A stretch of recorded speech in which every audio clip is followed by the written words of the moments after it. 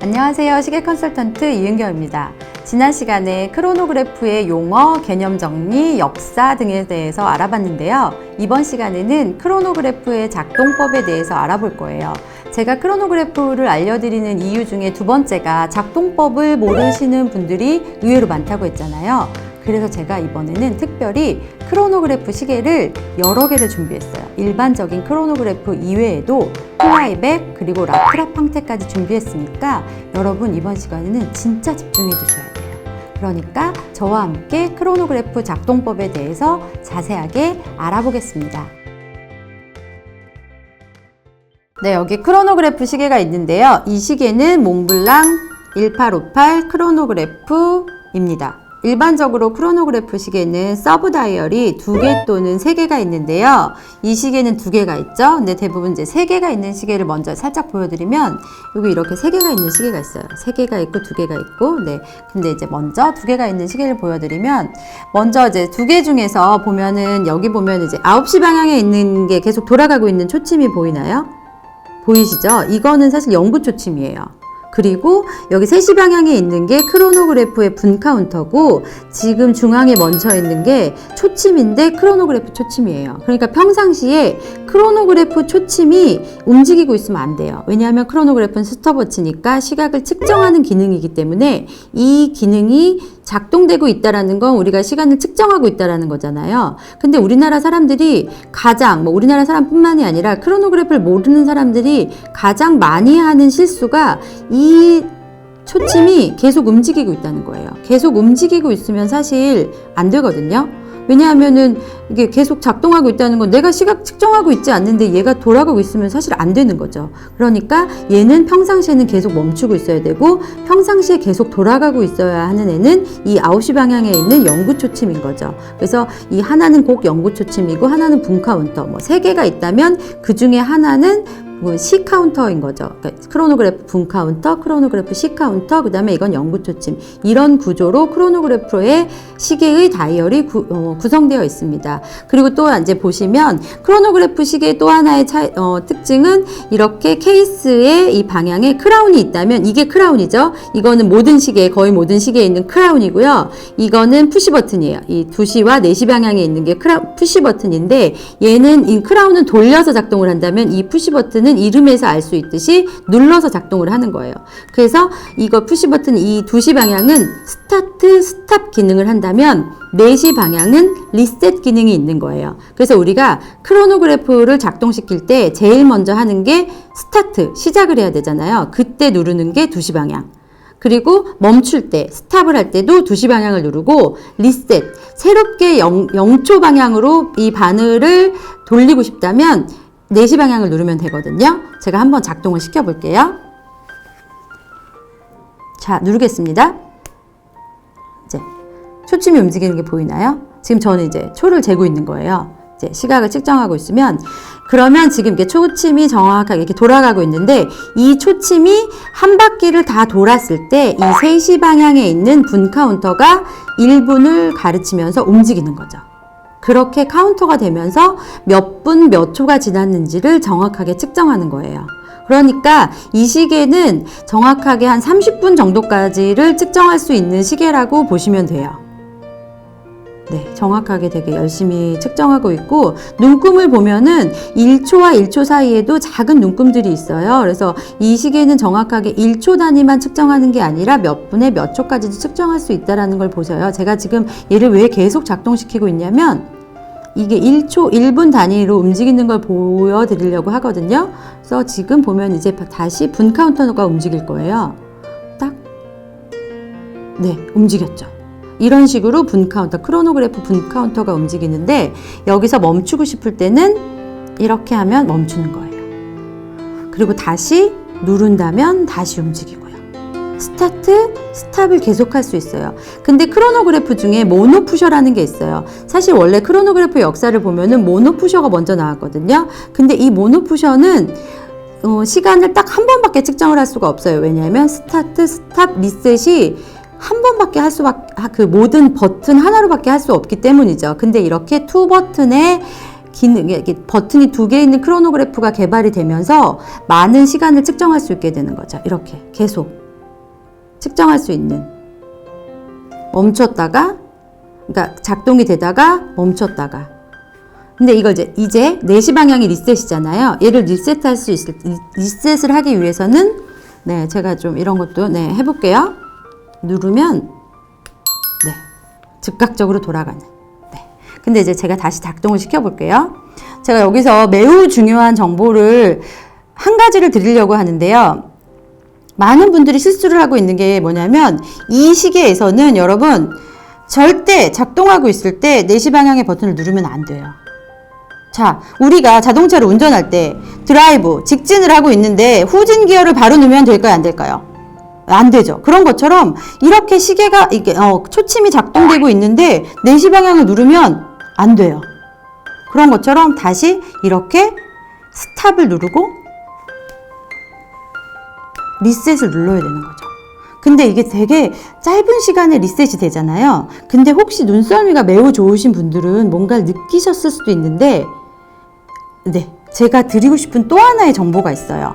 뭐 아주 좋은 크로노그래프나 뭐 모든 크로노그래프나 뭐 이런 건 아니지만 제가 느낀 건 뭐냐면, 제가 많은 남성분들이 이 크로노그래프 초침을 작동시킨 상태로 평상시 생활을 한다는 얘기를 드린 적이 있었잖아요. 조금 전에. 그때마다 제가 저 죄송한데 잠깐 시계 좀 보여주세요 이러면서 이렇게 스타트, 스탑, 리셋을 해드린 적이 있거든요. 그때 어떤 시계는요, 자, 작동을 시켜볼게요. 이렇게 하다가 어떤 시계는 이렇게 5초나 뭐 10초 정도에 멈췄을 때 제가 이렇게 리셋을 누르잖아요. 그러면 즉각적으로 시계 반대 방향으로 돌아와서 리셋이 되는 시계가 있는 반면에, 어떤 시계는 다시 이렇게 스타트를 눌러서 막 30초, 31초에 멈췄는데 리셋을 누르면 이 시계 반대 방향이나 뭐 어떤 방향으로 리셋이 되느냐, 이 얘기를 제가 드리려고 하는데, 제가 이제 31초에 멈춰 볼게요. 30초를 기준으로 31초쯤에 네, 멈췄을 때 리셋을 해볼게요. 어느 방향으로 돌아갔죠? 시계 방향으로 돌아갔죠.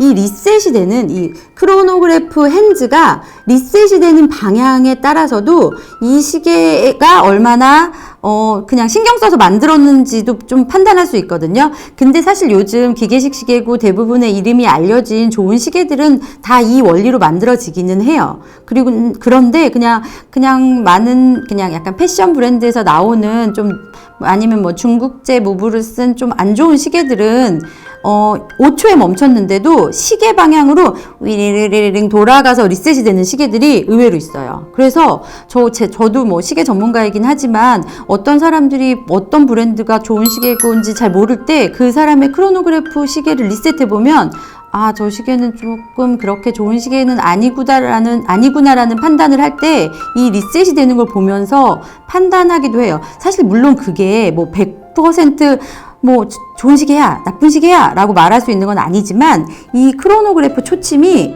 보세요. 시계 방향, 시계 반대 방향으로 리셋이 된다는 것 자체를 그렇게 되도록 그 워치메이커가 설계를 하는, 반대 방향으로 리셋됐죠. 시계 반대 방향으로. 근데 제가 계속 작동을 시키다가, 근데 대부분의 사람들은 이 리셋 되는 게 그냥 반대 방향인가? 그 방향인가? 모르시는 분들도 많아요. 그러니까 제가 이걸 왜 이렇게 열심히 설명을 드리냐면, 크로노그래프는 사실은 이제는 우리가 휴대폰도 있고 수많은 스탑워치들이 막 정말 좋은 기계들이 많기 때문에 사실 약간은 남자들에게 있어서 되게 장난감과도 같은, 약간 허영심은 아니지만 좀 고급 장난감과도 같은 기능인 거잖아요. 네, 죄송해요. 제가 리셋을 누를 뻔했네요. 네, 스탑. 네, 지금 한 35분쯤에 멈췄잖아요. 여기에서 리셋을 누르면 자세히 보세요. 이렇게 돌아가잖아요. 그러니까 이런 시계들, 이런 기능을 만들기 위해서, 이것도 기계식 시계, 쿼츠도 아니고 기계식 시계에서 이렇게 만들기 위해서 이 안에 있는 이 기계들의 무브먼트, 이 톱니들이 얼마나 또 정교하게 만들어졌겠어요. 그러니까 저는 이런 것도 되게 멋있다고 생각하거든요. 네, 그러나 이제 결론. 이런 기본 크로노그래프에서는 스타트, 스탑을 누르고 리셋을 눌러야 한다는 거, 그리고 초침이 방향, 리셋이 되는 방향에 따라서도 이 시계가 정말 좋은 시계구나라는 거를 판단할 수 있다라는 이야기를 드리고 싶습니다. 이게 기본 크로노그래프 작동법입니다. 제가 지금 들고 있는 시계는 플라이백 크로노그래프입니다. 일반적인 크로노그래프보다 플라이백 크로노그래프가 조금 더 복잡하고 비싼 시계인데요. 사실 시계에 관심이 있고 특히 크로노그래프에 관심이 있으신 분이라면 플라이백 정도는 한 번쯤 들어보셨을 거예요.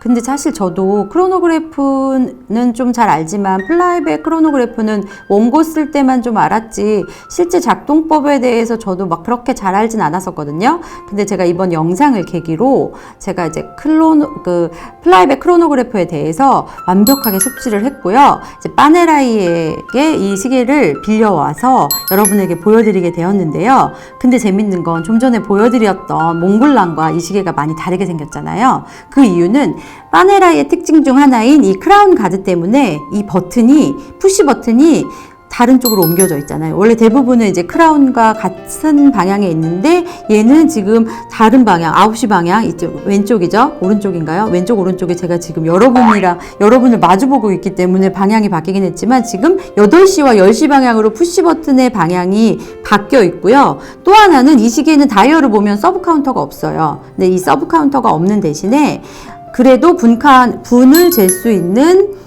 크로노그래프 카운터가 있는데요. 일단 눌러볼게요. 플라이백이라고 했잖아요. 누르면 위에 있는 게 푸시 버튼이라면 누르면 이제 파란색 핸즈가 돌아가면서 지금 뒤에 있는 은색 스틸로 되어 있는 핸즈가 분 카운터예요. 그러니까 이 파란색 핸즈가 한 바퀴가 돌면은 이 분 카운터가 돌면서 그 서브 다이얼이 아닌 중앙 핸즈로 크로노그래프 분 카운터로 나타나는 건데요.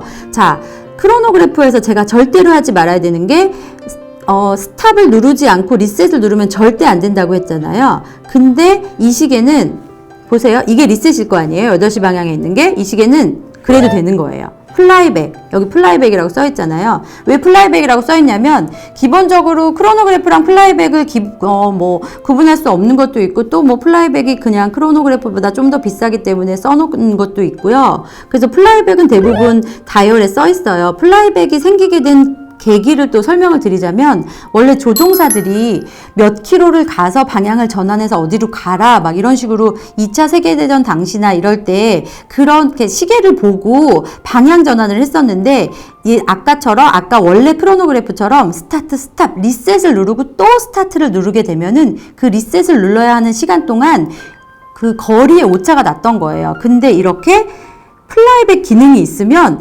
리셋을 누르지 않아도 되니까 훨씬 더 정확하게 그 목표 지점에 도달할 수 있었던 거죠. 그래서 원래 그런 조종사들을 위한 기능이었기 때문에 플라이백이란 이름이 붙은 거거든요. 그러니까 여러분 플라이백 크로노그래프라고 생각하면은 리셋을 누르지 않아도 되는구나. 근데 그냥 크로노그래프는 리셋을 이렇게 작동하고 있는 동안에 리셋을 누르지 않으면 큰일 나는 거죠. 근데 이제 스탑을 누르고 리셋을 누르면 이제 진짜 멈추는 거예요. 아시겠죠?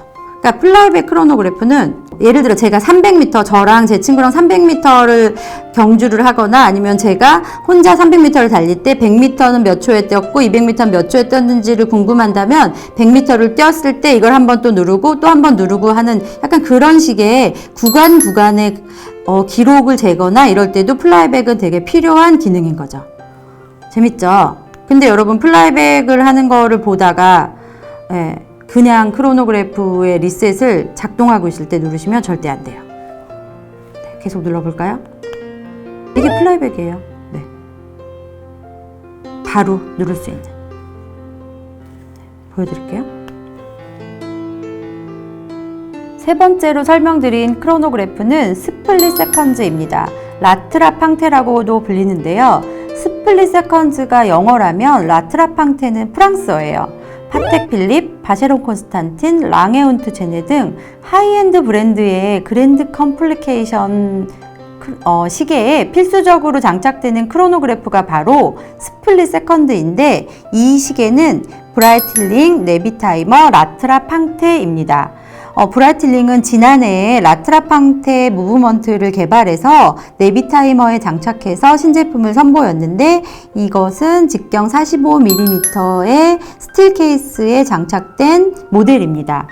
제가 사실은 스플릿 세컨드를 여러분한테 직접 보여드리려고 백방으로 수소문을 했는데 사실 샘플은 없고요. 왜냐하면 워낙 라트라팡테 스플릿 세컨드 모델이 비싸고 그렇기 때문에 샘플이 정말 없어서 매장에서 빌려왔어요. 그래서 사실 랩핑도 안 벗긴 모델이지만 아주 이렇게 매우 조심해서 여러분에게 보여드릴 건데요. 지금은 사실 보시면 핸즈가 크로노그래프 핸즈가 하나처럼 보이지만 라트라팡테 모델은 크로노그래프 핸즈가 두 개가 있는 모델이에요. 그래서 잡지나 이런 데서 보시면 크로노그래프 핸즈가 이렇게 크로스돼서 두 개가 있는 것처럼 보일 거예요. 그렇지만 이제 제가 이제 작동시키면 두 개가 나올 텐데요. 일단 한번 눌러 볼게요. 이제 스타트 버튼을 누르면 네. 두 개가 동시에 움직이는 게 맞아요. 근데 제가 이제 3시에 있는 3시 버튼을 누르면 네, 이제 보이시나요? 두 개가 분리돼서 보이죠? 이렇게 크로노그래프 핸즈가 두 개가 있어서 두 개의 시간을 동시에 측정할 수 있는 게 이 라트라팡테 스플릿 세컨드 모델의 특징이에요. 네. 근데 여기서 다시 제가 이 3시 방향을 누르면 두 개가 동시에 합쳐지면서 다시 시간을 측정하게 되는 거죠. 네. 여기서 다시 누르면 다시 하나만 가고. 이렇게 크로노그래프 핸즈가 두 개가 있어서 이걸 두 개의 시간을 동시에 측정하고 다시 따라잡고 다시 이걸 기억했다가 다시 따라잡고 이렇게 하려면 얼마나 복잡할까요? 네.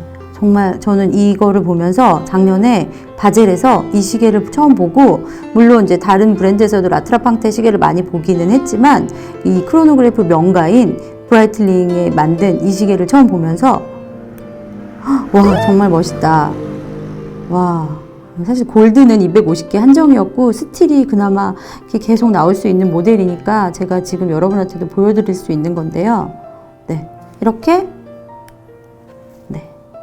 두 개가 있어요. 그래서 보시면 이 빨간색 핸즈에는 브라이틀링을 상징하는 B가 이렇게 달려 있고요. 이 끝에 노란색이 달려 있는 저 핸즈에는 닷 모양이 있어요. 보이시나요? 네. 사실 이 시계도 똑같아요. 진짜 이 시계 하나 갖고 이렇게 버튼을 누르면서 이 시계를 보고 있으면 시간 가는 줄 모를 것 같아요. 네. 라트라팡테 스플릿 세컨즈 모델은 이렇게 보고 있으면 두 개의 시간.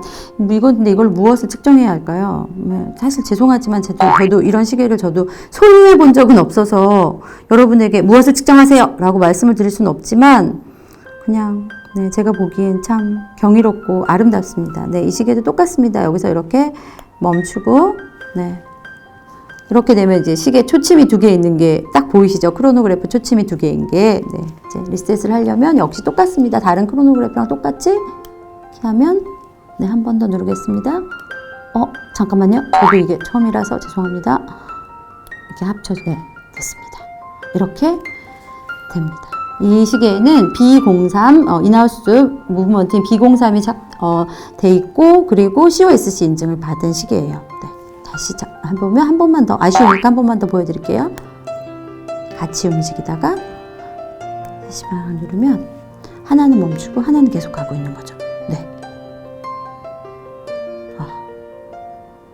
이 상태에서 다시 얘를 누르면 이렇게 두 개가 스탑이 되어 있는 거죠. 멋있지 않나요?